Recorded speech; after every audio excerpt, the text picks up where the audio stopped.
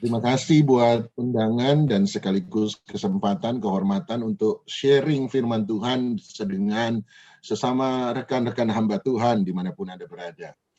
Izinkan saya untuk men-share hari ini kepada Anda dari Rut pasal 1. Rut pasal 1 ayat 19 sampai ayat yang ke-21.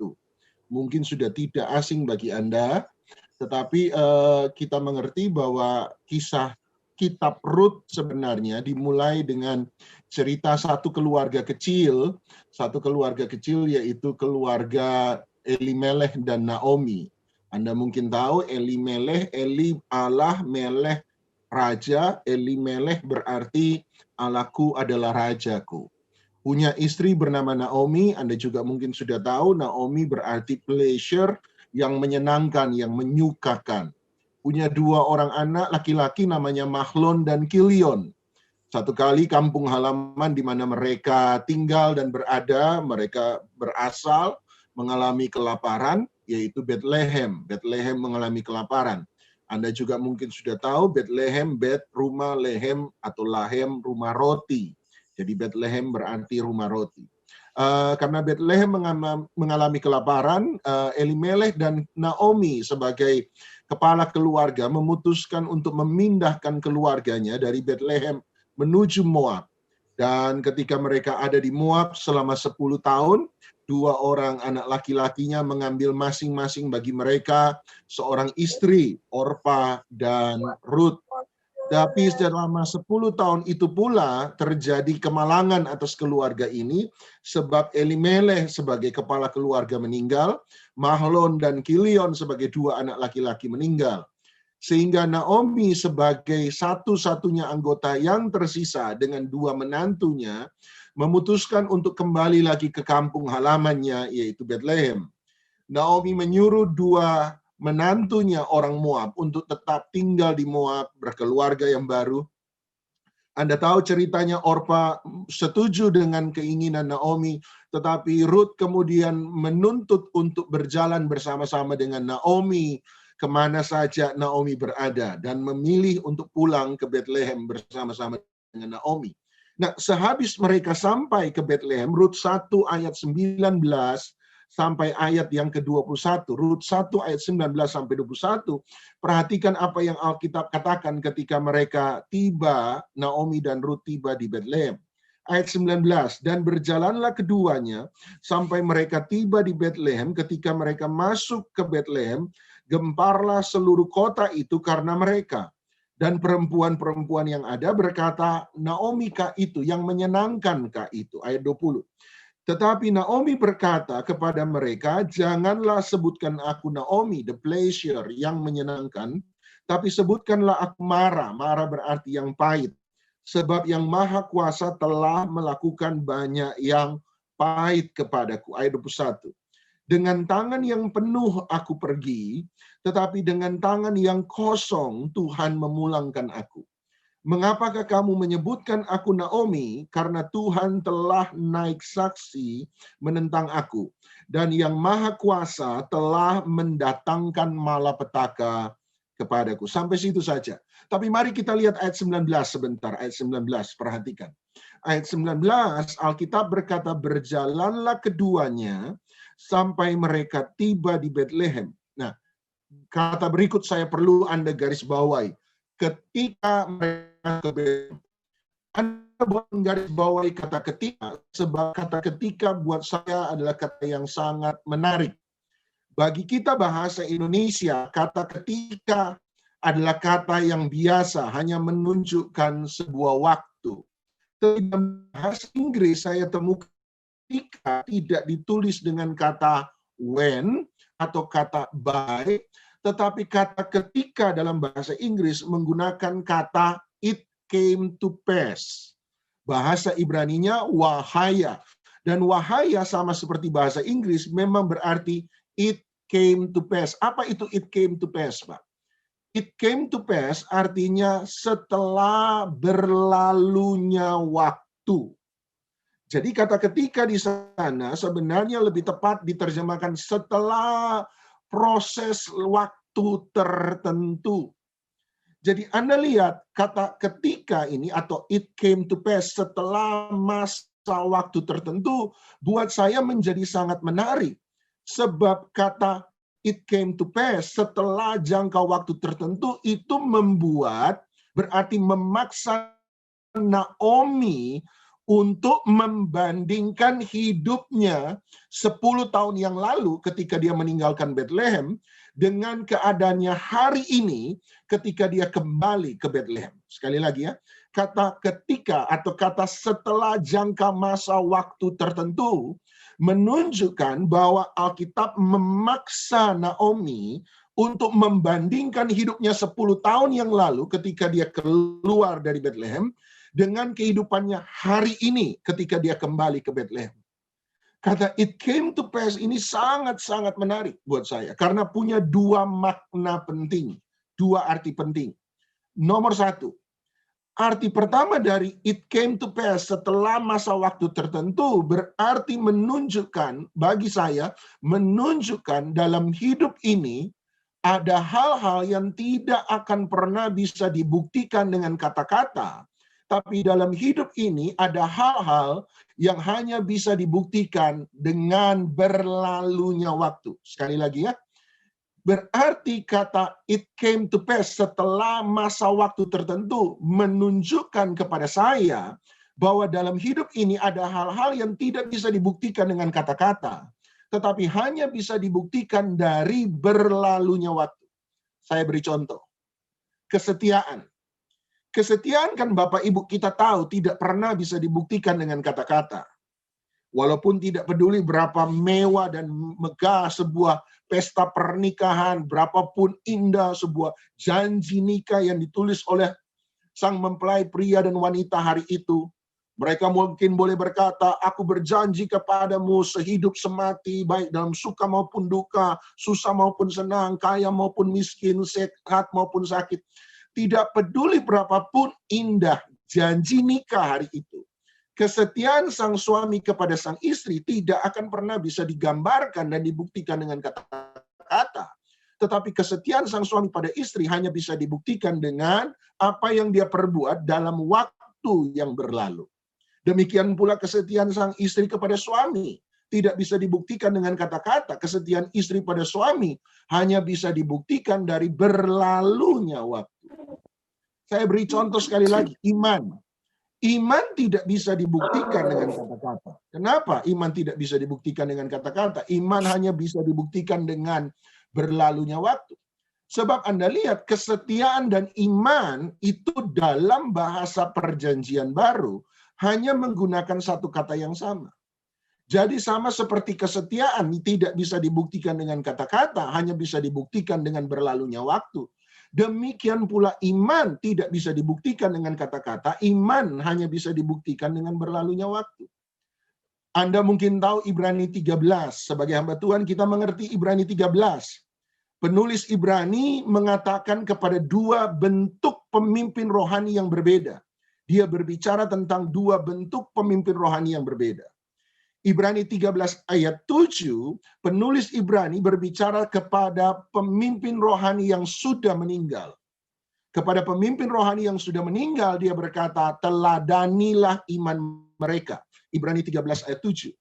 Menariknya Ibrani 13 ayat 17, tiba-tiba penulis Ibrani memberikan bentuk kepada pemimpin rohani yang masih hidup. Ibrani 13 ayat 17. Sebab dalam Ibrani 13 ayat 17 kepada pemimpin rohani yang masih hidup dia berkata, tunduklah kepada mereka sebab merekalah yang berjaga-jaga atas jiwamu. Jadi Ibrani 13 bicara tentang dua pemimpin rohani. Ibrani 13 ayat 7, pemimpin rohani yang sudah meninggal, dia berkata teladanilah iman mereka. Pemimpin rohani 13 ayat 17, pemimpin rohani yang masih hidup, ayat 17 dia bicara kepada pemimpin rohani yang masih hidup, dia berkata tunduklah kepada mereka sebab merekalah yang berjaga-jaga atas jiwamu. Pertanyaan saya sederhana Bapak Ibu. Pertanyaan saya adalah mengapa meneladani iman tidak diletakkan kepada pemimpin rohani yang masih hidup, tetapi meneladani iman diletakkan kepada pemimpin rohani yang sudah meninggal. Jangan-jangan jawaban dari penulis Ibrani adalah sama seperti yang saya katakan tadi. Sebab iman memang tidak pernah bisa diukur dari awal sebuah perjalanan keselamatan. Iman tidak akan pernah bisa diukur dari pertengahan perjalanan keselamatan. Iman hanya bisa diukur dari akhir perjalanan sebuah keselamatan. Misalnya Anda berkata, oh hamba Tuhan A. Anda bilang hamba Tuhan A imannya luar biasa. Kalau saya mendengar itu, saya akan bertanya, kenapa Anda bilang hamba Tuhan A imannya luar biasa? Oh, luar biasa, Pak. Mujizat terjadi, hal-hal perkara hebat luar biasa terjadi. Pertanyaan saya, oke, imannya hamba Tuhan A hari ini luar biasa. Tapi saya tanya, yakinkah Anda bahwa 2 tahun kemudian iman hamba Tuhan A tetap luar biasa sama seperti hari ini? Jawabannya belum ada yang bisa memastikan. Belum ada yang bisa tahu. Kenapa? Sebab iman memang nggak bisa diukur dari awal sebuah perjalanan iman. Iman hanya bisa diukur dari akhir sebuah perjalanan iman. Anda mungkin ingat Paulus pernah mengatakan hal yang serupa dan sama dengan penulis Ibrani. Ketika dia berkata, aku telah mengakhiri pertandingan apa? Imanku dengan baik. Kenapa Paulus berkata, aku telah mengakhiri pertandingan iman dengan baik? Sederhana sekali lagi. Sebab iman bagi Paulus memang tidak bisa diukur di awal sebuah pertandingan, hanya bisa diukur di akhir sebuah pertandingan. Saya beri satu contoh lagi. Bukan hanya kesetiaan, bukan hanya iman yang tidak bisa diukur dengan kata-kata, tetapi hanya bisa dibuktikan dengan berlalunya waktu. Janji Allah dalam hidup seseorang tidak pernah bisa dibuktikan dengan kata-kata. Janji Allah dalam hidup seseorang hanya bisa dibuktikan dengan berlalunya waktu. Misalnya dalam kitab Yosua, Anda tahu ada satu ayat luar biasa dalam kitab Yosua. Ayat itu memberkati saya. Ayat itu berkata, dari segala sesuatu yang baik yang dijanjikan Allah kepada bangsa Israel, tidak ada yang tidak dipenuhi. Semuanya terpenuhi. Pertanyaan saya sederhana bagi Anda yang tahu ayat itu. Pertanyaan saya sederhana. Di mana ayat itu diletakkan oleh Alkitab? Di awal dari kitab Yosua ketika mereka akan memasuki tanah Kanaan, berperang melawan penduduk Kanaan? Ataukah di pertengahan kitab Yosua ketika mereka sementara ada di tengah pergumulan dan peperangan yang luar biasa? Ataukah ayat itu diletakkan di akhir dari kitab Yosua ketika semua peperangan sudah selesai? Jawabannya sama. Jawabannya ayat itu diletakkan di akhir dari kitab Yosua. Ayat itu Allah dari segala sesuatu yang baik dijanjikan Allah kepada bangsa Israel. Tidak ada yang tidak dipenuhi. Semuanya terpenuhi. Tidak diletakkan justru ketika mereka sementara bimbang dan ragu. Sebab kematian Musa hari itu. Bimbang dan ragu sebab sebuah kepemimpinan yang baru hari. Tidak. Ayat itu tidak diletakkan ketika mereka sementara bergumul akan memasuki tanah. Berperang melawan bangsa-bangsa di tanah Kanaan. Tidak. Ayat itu justru diletakkan pada akhir dari pendudukan bangsa Israel di tanah Kanaan. Di akhir setelah semua peperangan sudah selesai, tiba-tiba baru Tuhan berkata, segala sesuatu yang baik yang telah dijanjikan Allah kepada bangsa Israel, tidak ada yang tidak dipenuhi, semuanya terpenuhi. Anda lihat itu diletakkan di akhir dari kitab Yosua. Sebab kalaupun Tuhan beritahu, di tengah-tengah pergumulan Tuhan beritahu, belum tentu mereka akan mengerti. Nanti setelah semua berakhir, baru mereka bisa aminkan, ya benar, bahwa dari segala sesuatu yang baik, tidak ada yang tidak dipenuhi. Semuanya Tuhan penuhi. Dan hari ini saya percaya, janji Allah dalam Anda dan saya pun sama, pasti akan tergenapi. Saya ingat lagu lama yang bicara tentang indah rencanamu. Dengar sendiri dari mentor rohani saya, Bapak J.E. Awodatu. Ketika dia menciptakan lagu itu, dia menjelaskan filosofi dari lagu itu. Lagu itu dimulai dengan kalimat, indah rencanamu Tuhan, di dalam hidupku, walau ku tak tahu dan ku tak mengerti, semua jalanmu. Kemudian Pak Awon Datuk bilang begini, perhatikan kalimat berikut.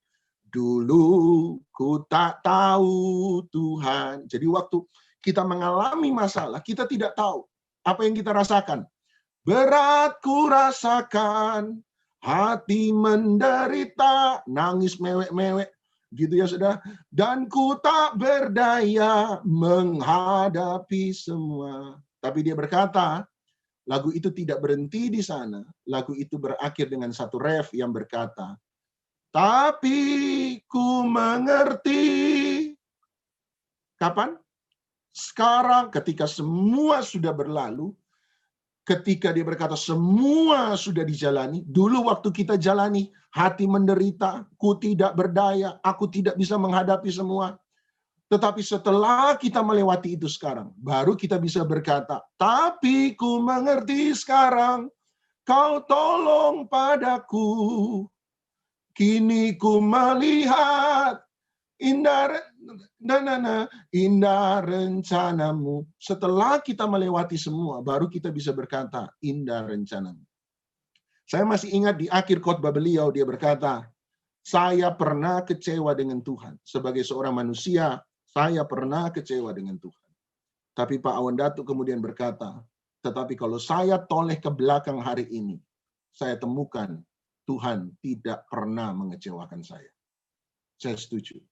Ada saatnya kita pernah kecewa dengan Tuhan. Tapi kalau kita menoleh ke belakang, kita temukan saat-saat itu ternyata Tuhan tidak pernah mengecewakan kita. Ada hal-hal yang tidak bisa dibuktikan dengan kata-kata. Ada hal-hal yang hanya bisa dibuktikan dengan berlalunya waktu. Makna kedua dari it came to pass, setelah berlalunya waktu, makna kedua, bicara bahwa dalam hidup ini ada hal-hal yang tidak akan pernah bisa kita mengerti hanya dari pengalaman pertama dalam kehidupan kita. Ada hal-hal dalam hidup ini yang justru hanya kita bisa pahami dari pengalaman kedua dalam kehidupan kita. Ketika Tuhan membawa Naomi kembali ke Bethlehem, di tempat yang sama 10 tahun yang lalu dia tinggalkan. Kita menemukan bahwa Alkitab mencoba mengajarkan kepada kita ada hal-hal yang kita tidak bisa lihat hanya dari perjumpaan pertama kita. Tetapi justru hanya bisa kita mengerti dari perjumpaan kedua Anda dan saya. Pengalaman Bethlehem pertama bagi Naomi adalah pengalaman yang penuh dengan kesulitan. Tetapi pengalaman kedua Naomi akan menunjukkan kepada kita sebentar bahwa pengalaman kedua Bethlehem Naomi akan menjadi pengalaman yang memulihkan. Ada hal-hal yang kita tidak bisa mengerti dari pengalaman pertama, kita hanya bisa mengerti dari pengalaman kedua. Saya beri contoh. Anda masih ingat ketika Elia akan naik ke sorga?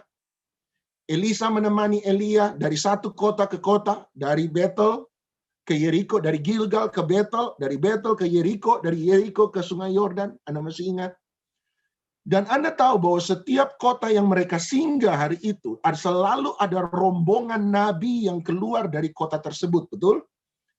Waktu mereka sampai di Bethel, ada rombongan nabi yang keluar dari kota Bethel, berkata kepada Elisa, tahukah engkau bahwa gurumu Elia akan naik ke sorga? Elisa berkata, aku tahu.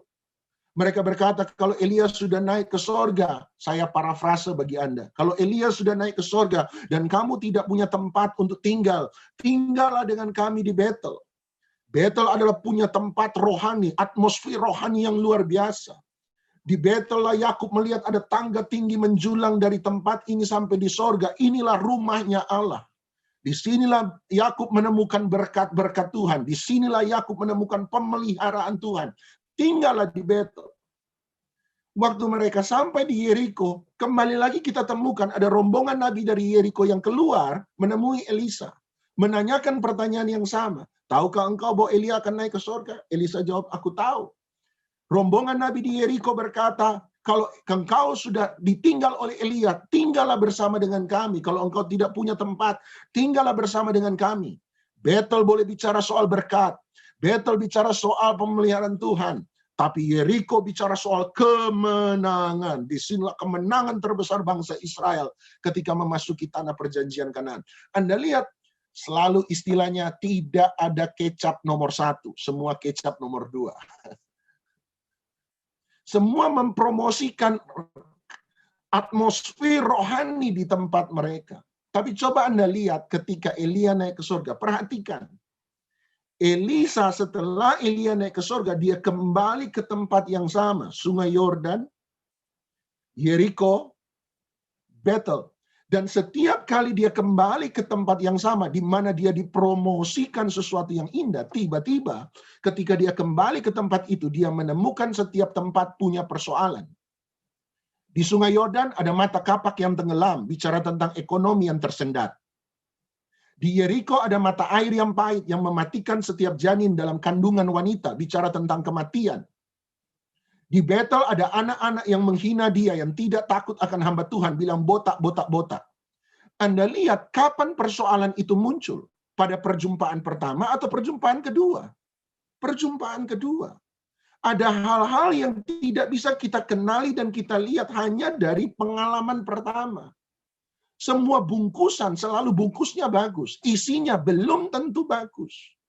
Makanya Tuhan membawa Naomi kembali ke Bethlehem supaya Naomi diajar kembali tentang mungkin arti kesetiaan itu tadi, arti tentang percaya pada Tuhan itu tadi, arti tentang penggenapan janji-janji Allah.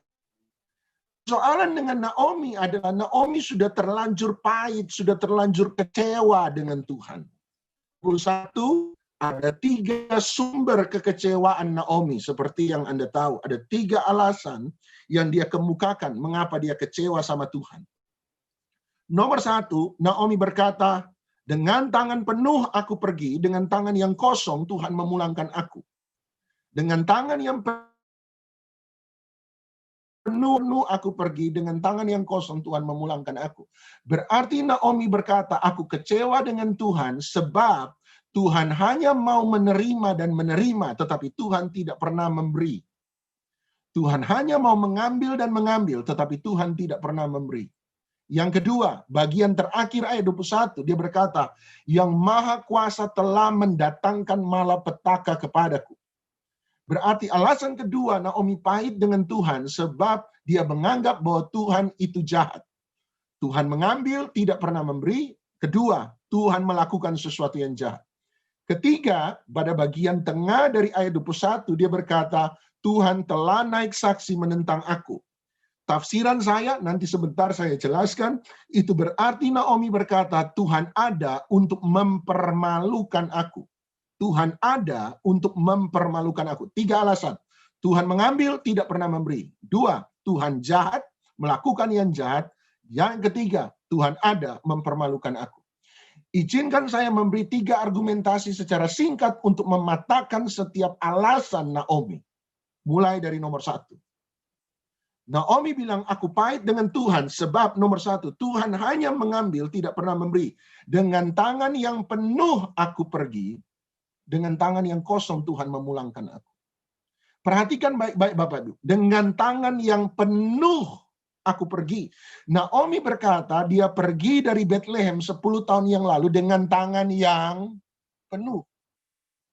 Kalau Anda baca Rut 1, tadi saya sempat sudah bicara pada Anda. Rut pasal 1 ayat 1, alasan Elimelek dan Naomi keluar dari Bethlehem sebab hari itu Bethlehem sementara mengalami kelaparan. Berarti harusnya mereka keluar dengan tangan yang kosong. Sebab kelaparan, tangan yang kosong. Kalau hari itu Naomi berkata dengan tangan penuh aku pergi, pertanyaan saya, kalau penuh kenapa kamu pergi? Itu pertanyaan saya. Jangan-jangan begini, jangan-jangan ini tafsiran saya. Jangan-jangan memang betul 10 tahun yang lalu mereka keluar dari Bethlehem sebab perutnya kosong. Betul perutnya kosong. Kelaparan. Tetapi setelah 10 tahun mengalami kehilangan suami, kehilangan 2 orang anak laki-laki, membuat Naomi sadar bahwa waktu itu sekalipun perutnya kosong, selama hatinya penuh, selama dia bisa memiliki orang-orang yang dia cintai dan kasih, sekalipun perut kosong, asal hati penuh, buat Naomi tangannya tetap penuh. Artinya Naomi belajar dalam hidup ini ada hal-hal yang tidak bisa dihargai dengan sekedar materi. Ada hal-hal yang lebih berharga daripada sekedar perut kosong, lebih berharga daripada sekedar materi. Itu yang dia mau jelaskan kepada kita. Tetapi yang menjadi ironisnya adalah hari itu dia bilang dengan tangan penuh aku pergi, dia pergi dengan merasa tangan penuh. Bethlehem hari itu sementara kosong. Tetapi 10 tahun kemudian dia bilang aku kembali dengan tangan kosong. Yang ironisnya adalah Bethlehem sementara menuai. Dalam waktu 10 tahun terjadi perubahan yang luar biasa. Anda lihat Bapak Ibu, setiap persoalan ada batas masa waktunya. COVID hari ini saya percaya pun sama. Ada batas masa waktunya. Kenapa? Sebab manusia punya kemampuan beradaptasi yang sangat tinggi. Kita akan menemukan cara untuk beradaptasi dengan keadaan hari ini. Tetapi ketika persoalan selesai, pertanyaan sesungguhnya adalah ketika masalah itu terjadi, apa yang Anda dan saya kerjakan lakukan? Anda boleh mengingatkan pada jemaat bahwa ketika kelaparan di Bethlehem terjadi, sama seperti di Naomi, jangan pernah meninggalkan Bethlehem, rumah roti Anda dan saya. Sebab roti sorgawi itulah yang akan menguatkan kita di masa-masa tersulit dalam hidup ini. Kerohanian kita harus menjadi jauh lebih baik hari ini di persoalan-persoalan yang sulit, lebih daripada waktu-waktu sebelumnya. Sebab Tuhan akan membuktikan bahwa hanya mereka yang setia pada Bethlehem, rumah roti surgawi, firman Allah yang hidup, setia bersekutu dengan Dia, hanya merekalah yang akan mengalami penuaian dari Tuhan. Amin. Hanya merekalah yang akan mengalami penuaian dari Tuhan. Yang kedua, alasan Naomi yang kedua, dia berkata, Tuhan Allah Maha Kuasa mendatangkan malapetaka kepadaku. Malapetaka di sana bahasa Ibraninya menggunakan kata ra'ah. Ra'ah. Ra'ah punya dua arti. Arti pertama dari ra'ah adalah segala sesuatu yang jahat di dalamnya tidak ada kebaikan sama sekali. Ra'ah berarti sebuah kecelakaan yang jahat, sesuatu yang jahat yang di dalamnya tidak ada kebaikan sama sekali.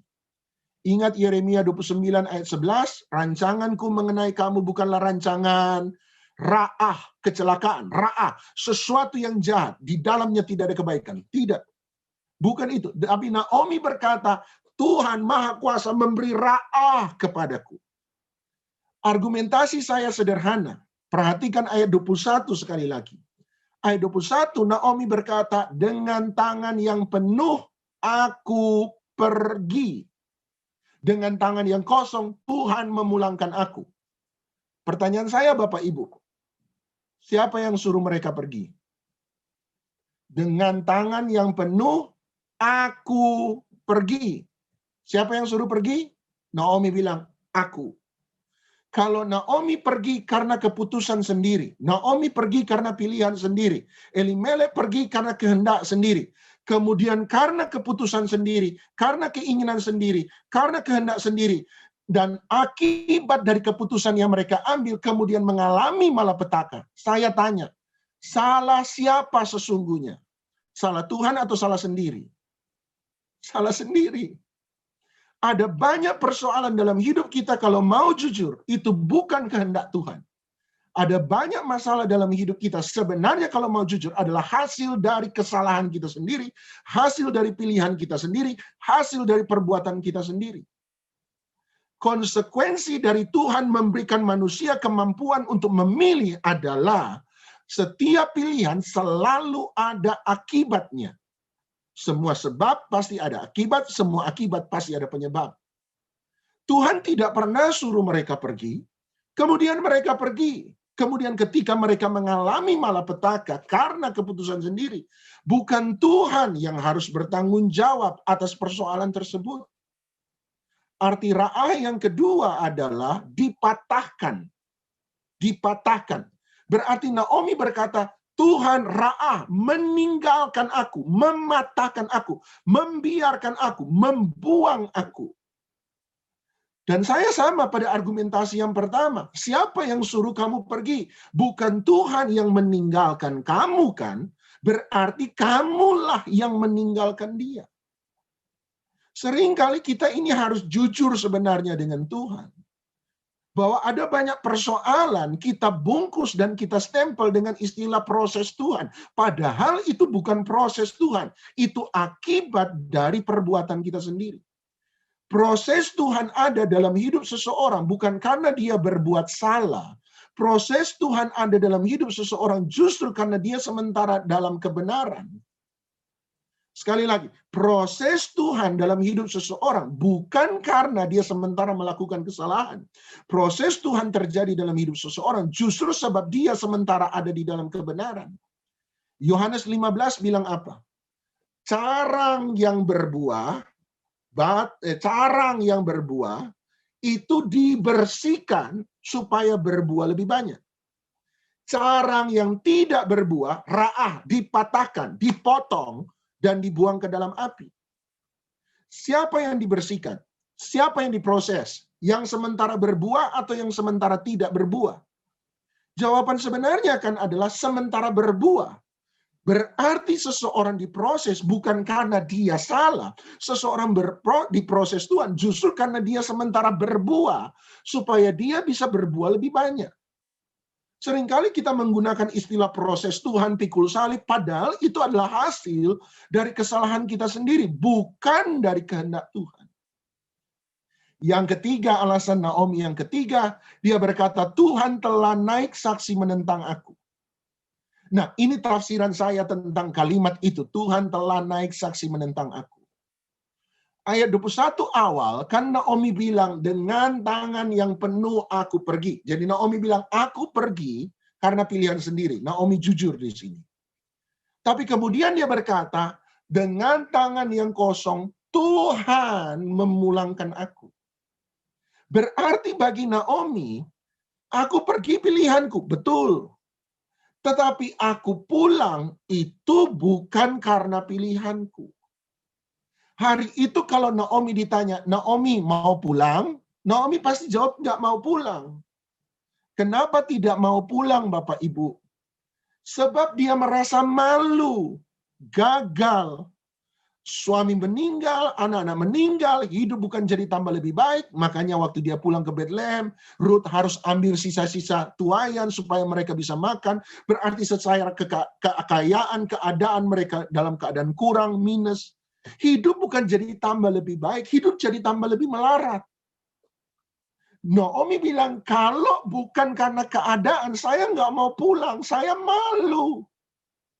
Tetapi mau tidak mau dia harus pulang. Dia bilang, Tuhan yang memulangkan aku. Dan dia bilang, Tuhan memulangkan aku supaya Tuhan bisa mempermalukan aku. Inilah buktinya orang yang ninggalin Bethlehem. Inilah orang yang meninggalkan Tuhan. Ini buktinya ya, rasain.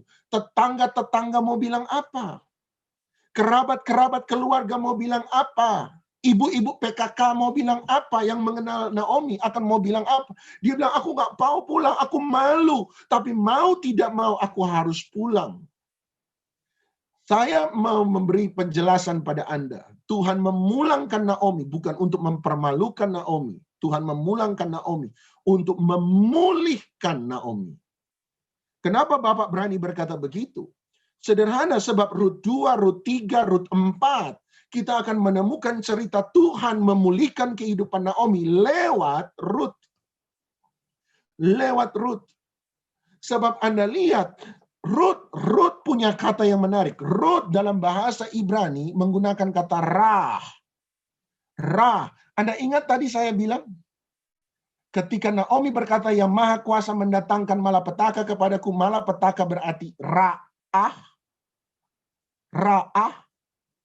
Tetapi Ruth dalam bahasa Ibrani menggunakan kata rah yang berarti persahabatan. Jadi Tuhan mau bilang pada Naomi, Naomi, aku tidak memberi kepadamu ra'ah malapetaka. Aku tidak memberi kepadamu ra'ah sesuatu yang jahat. Aku tidak memberi kepadamu ra'ah sesuatu kecelakaan. Aku mau memberikan kepadamu persahabatan. Tuhan itu mau bersahabat dengan Naomi. Tapi persoalannya adalah Naomi terlanjur kecewa, terlanjur pahit dengan Tuhan. Yang menariknya pemulihan Naomi itu muncul ketika Naomi belajar memberi rahnya, persahabatannya pada Tuhan. Sebab Anda tahu ceritanya muncul Boas. Boas gambaran dari Tuhan Yesus Kristus. Boas adalah gambaran penebus.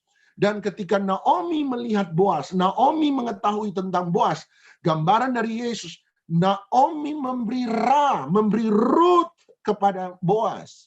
Memberi persahabatan kepada Boas.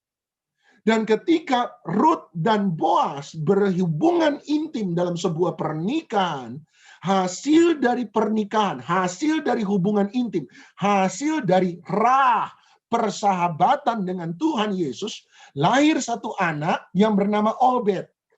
Obed seperti yang Anda tahu punya dua arti juga. Arti pertama Obed adalah penyembahan. Penyembahan hanyalah hasil dari sebuah persahabatan. Orang yang pahit tidak akan pernah bisa menyembah Tuhan dengan dalam. Orang yang kecewa tidak akan pernah bisa menyembah Tuhan yang dalam. Orang yang salah prasangka dengan Tuhan tidak akan pernah bisa menyembah Tuhan dengan dalam.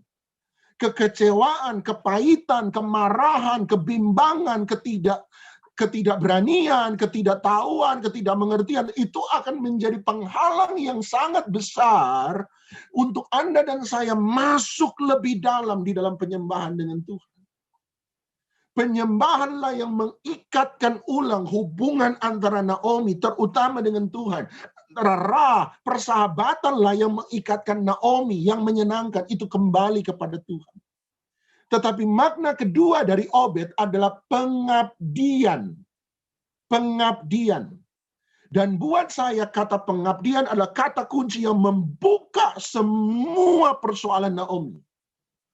Kenapa saya berkata bahwa semua masalah Naomi dimulai dari satu hal yang bernama pengabdian? Tadi saya berkata pada Anda bahwa Naomi punya suami namanya Elimelek. Eli Allah, Melek raja. Elimelek berarti Allahku adalah rajaku. Tapi menariknya adalah Elimelek punya nama Allahku, rajaku. Tapi Tuhan tidak suruh dia pergi, dia pergi. Kalau Tuhan itu raja, kenapa Tuhan tidak suruh mereka pergi? Mereka pergi. Saya takut ada banyak orang Kristen bilang Yesus Tuhan, Yesus Raja. Tetapi Yesus tidak pernah menjadi penuntun dalam kehidupan mereka.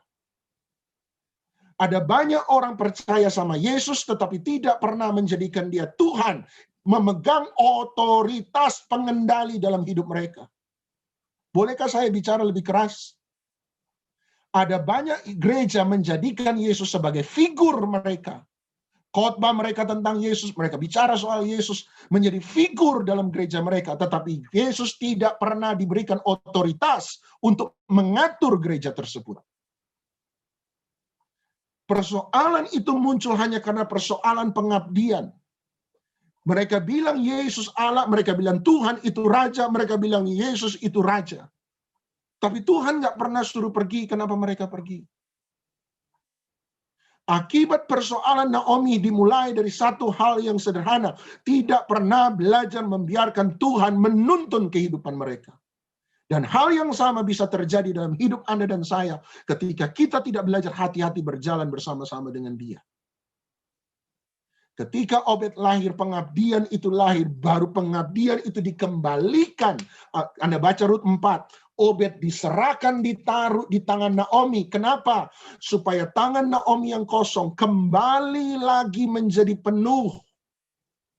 Dan ketika Obed dipangku oleh Naomi dalam tangannya, Anda tahu ceritanya, tetangga-tetangganya datang. Naomi berkata, mereka akan mempermalukan aku. Tapi tidak. Lihat ayat pasal 4, Rut 4. Ketika tetangga-tetangganya datang, perempuan-perempuan yang mengenal Naomi datang, mereka bilang apa? Sesungguhnya Obed anak ini 7 kali lipat lebih baik daripada anak-anakmu yang dahulu.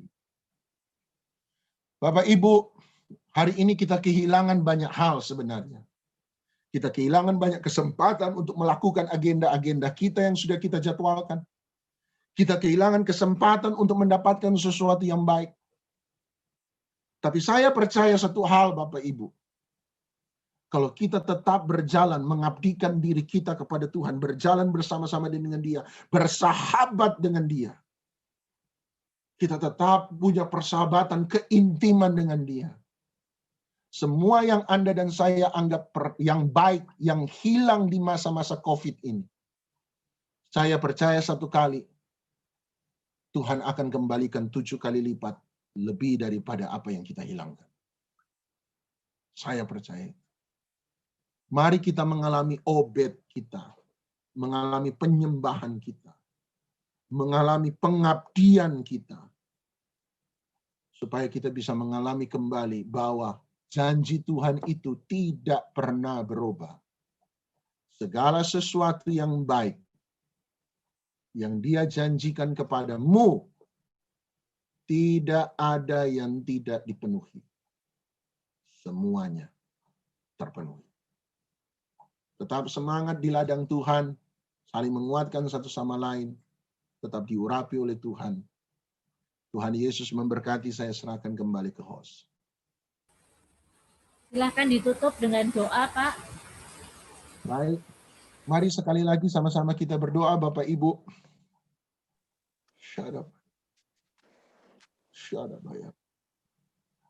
Bapa dalam sorga, kami panggil dalam nama Tuhan Yesus Kristus. Kami percaya hari ini kami butuhkan Engkau jauh lebih daripada lainnya.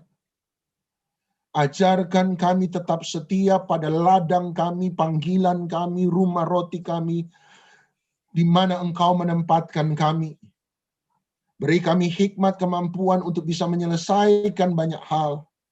Beri kami hikmat dan kemampuan supaya kami bisa menemukan penyediaan Tuhan. Bagi keluarga kami, bagi masyarakat sekitar kami, bagi terutama jemaat yang kami layani. Tapi lebih daripada itu, berikan kepada kami satu hal. Obed kami, pengabdian kami, penyembahan kami tidak akan pernah hilang. Amin, Tuhan. Hari-hari ini kami menyembah Engkau makin luar biasa. Hari-hari ini kami menangis makin banyak di kaki-Mu, tetapi kami akan menjadi makin kuat di hadapan orang lain. Persahabatan kami tidak mau kecewa dengan Tuhan, kami tidak mau marah dengan Tuhan, kami tidak mau salah sangka dengan Tuhan, kami tidak mau apapun yang terjadi, tidak ada satu percik suara di dalam hati kami sekecil apapun berkata, kenapa Tuhan buat begini? Tapi kami akan tetap berkata, haleluya, Yesus baik, Yesus baik, Yesus Engkau tetap baik, apapun yang terjadi Tuhan baik. Sampai detik ini pemeliharaan Tuhan tetap ada. Sampai detik ini penyediaan Tuhan masih tetap berlaku. Sampai detik ini biarlah urapan-Mu makin dahsyat dalam hidup kami. Biarlah kami mengalami Engkau makin dalam. Kami mengalami persahabatan dengan Engkau. Kami bukan jadi oref, orang yang tegar tengkuk. Orang yang mudah untuk berbalik. Tapi biarlah kami jadi Rut yang bersahabat dengan Engkau. Kami percaya bahwa Tuhan Yesus tetap baik. Biarlah penyembahan kami naik di hadapan hadirat-Mu bagaikan satu dupa yang harum dalam hadirat Tuhan. Kami mengabdikan hidup kami. Kami devoted, kami mengabdikan hidup kami. Masa-masa tersulit dalam hidup kami ini, hari ini justru akan membuat iman kami makin kuat.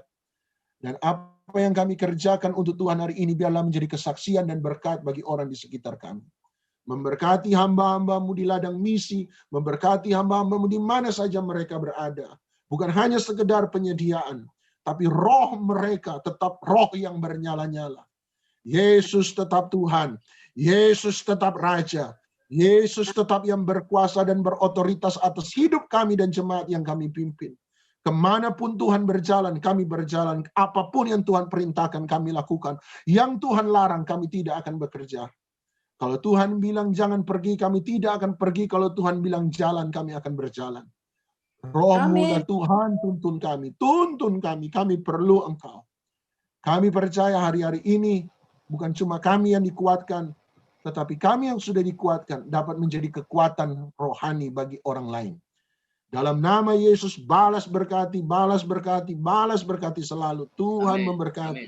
Om dan Tante yang sudah tetap setia dalam pelayanan, Engkau memberkati selalu. Keluarga mereka, keluarga besar mereka diberkati oleh Tuhan.